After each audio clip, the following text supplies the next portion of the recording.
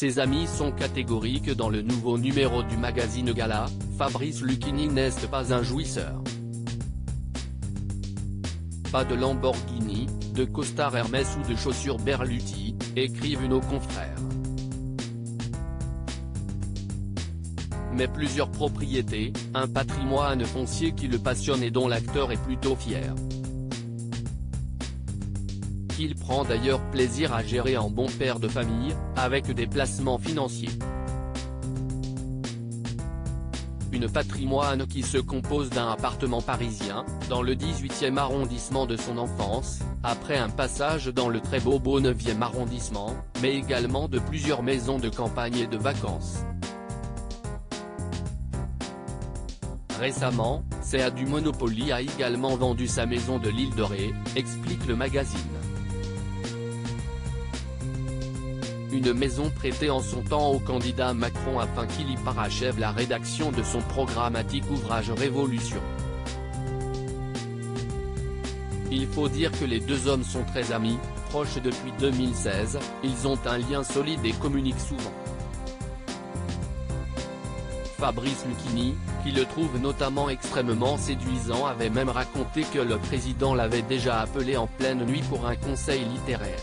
Le couple Macron avait même passé une très bonne soirée en 2017 devant le spectacle de Fabrice Lucchini, et avait fait le déplacement en loge pour le saluer. Ce qui explique donc que l'acteur ait accepté de prêter sa maison de campagne à celui qui est devenu président et qu'il avait retrouvé en 2021 pour une journée en compagnie d'écoliers. Une maison vendue est désormais remplacée par un domaine dans le sud, en Provence, une grosse affaire selon lui. Se mettre au vert. Mais pas trop loin de Paris. Mais ce n'est pas tout, sans partir jusqu'à Provence, Fabrice Lucchini possède également une maison plus proche de Paris bien utile pour se mettre au vert lorsque le besoin s'en fait ressentir.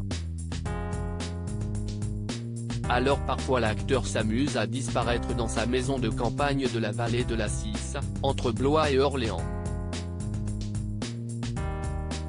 Un endroit au calme, où il se repose avec sa femme Emmanuelle, une quinquagénaire devenue sa metteuse en scène et son attachée de presse, et qu'il avait déjà évoqué dans une précédente interview aux Parisiens.